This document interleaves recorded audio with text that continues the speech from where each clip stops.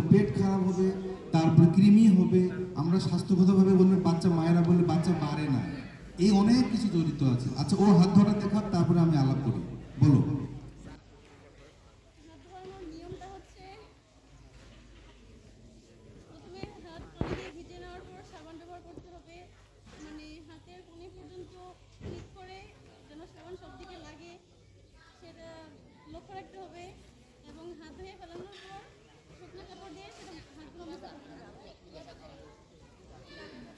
বলো ওইভাবে বলো যেভাবে ধরে। আচ্ছা আচ্ছা ঠিক আছে, তুমি বসো, আমি একটু বলি।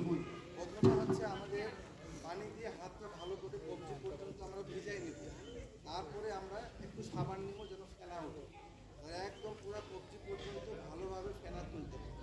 তোলার পরে এইভাবে আমরা কিছুক্ষণ 10 সেকেন্ড বা 6 সেকেন্ড আমরা এইভাবে হাতটা কতলাই নেব, তারপরে একটা আঙ্গুলের ভিতরে একটা আঙ্গুল ঢুকাই নেব।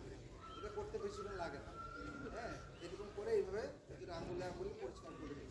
তারপরে এই হাত দিয়ে এই হাতের উপরে ভালো করে আমরা ডলে এইভাবে 3-4টা ডলা দিলেই হয়ে যাবে। আবার এই হাতের উপরে এই হাত ডলা দিয়ে এই তো হয়ে গেল। এরপরে এই আঙ্গুলটাকে ধরে এই আঙ্গুলটাকে এইভাবে কতলাই নেব, কারণ এখানে তো ময়লা থাকে। তারপরে এইভাবে ধুয়ে নেবে, এটা কিন্তু সর্বোচ্চ 10 সেকেন্ড লাগে। এরপরে নখের ভিতরে ময়লা থাকবে, এই নখটা এই হাতের তালু দিয়ে ভালো করে পরিষ্কার করে নেব। আবার এইটা দিয়ে এখানে ভালো করে পরিষ্কার করে নেব। এরপরে আমরা ভালো করে হাতটা ধুয়ে নিই।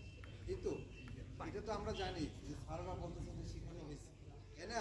শেখানো হয়েছে, শুধু জাস্ট অভ্যাসটা নাই। এই তো অভ্যাস নাই, কারণ আমরা খেলাধুলা করে গিয়ে বাড়িতে অনেকে সাবানও নাই, কোনো মতো ছাই দিয়ে কচলা কাজ শুরু করি, এই তো হয়। আচ্ছা, তারপরে নখগুলো পরিষ্কার রাখতে হবে, নখ কিন্তু ছোট রাখতে হবে, এত বড় নখ রাখা যাবে না। মেয়েরা কিন্তু বাম হাতের নখ বড় রাখে আর ডান হাতের নখ ছোট রাখে, অনেক মেয়েদেরই পাওয়া যায়, কারণ বাম হাতের লিপস্টিক নেল পালিশ পরবে, নেল পালিশ পরার কারণে এটা বড় না। এখন ভেরি গুড, যেহেতু রাখেন এখন এক্ষেত্রে এটাই করা উচিত সবার, কারণ বাম হাত দিয়ে আমরা কিন্তু সূর্য কাজ করি, আমরা বাথরুমে যাই।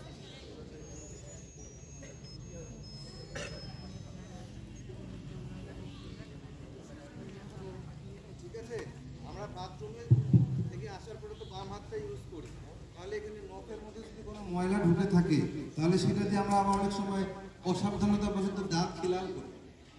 এরকম করতে করতে কিন্তু আমাদের জীবাণুগুলো ভিতরে ঢুকে যাচ্ছে। কিভাবে?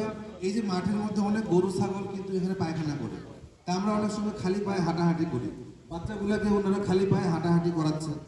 এতে কি হবে? ভিতরে অনেক মাটির মধ্যে পায়খানা করলে ছোট বাড়ির মধ্যে যখন আমরা যাই খালি পায়ে যাই না, এই যে 2 হাত পরপরই হাগা, এই পায়খানা করছে, ও পায়খানা করছে, আরেকজন পায়খানা করছে। এতে কি হয়? এখন যদি ও যদি ছোট বাড়িতে যায় বাথরুম করে, আর আমি যদি ওখানে হাঁটাহাঁটি করি, পায়খানা যদি আমার পায়ে লাগে, তাহলে ওইখানে জীবাণুগুলো থাকে, কৃমি থাকে, এই কৃমিগুলো তখন আপনার পায়ের সোল দিয়ে ভিতরে ঢুকে যায়। তখন একটা বাচ্চা যদি সবসময় হাত পা পরিষ্কার রাখে, সবসময় যদি পরিষ্কার পরিচ্ছন্ন থাকে, তারপরেও তার কৃমি কেন কৃমি হচ্ছে? কারণ এই যে খালি পায়ে হাঁটতেছে, বাথরুমে খালি পায়ে যাচ্ছে, তখন কিন্তু কৃমির ডিমগুলা তার পায়ের ফাঁকের মাঝখান দিয়ে ঢুকে ভিতরে চলে আসলে আলটিমেটলি তখন সে আবার কৃমিতে আক্রান্ত। তো হাত ভালো করে আমরা ধুবো, আমরা ভালো জুতা পরে মাঠে ঘাটে যাবো। ছোট বাচ্চারা যারা আছে, আমি গার্জিয়ানদেরকে বলবো যে আপনারা তাদেরকে জুতা পরে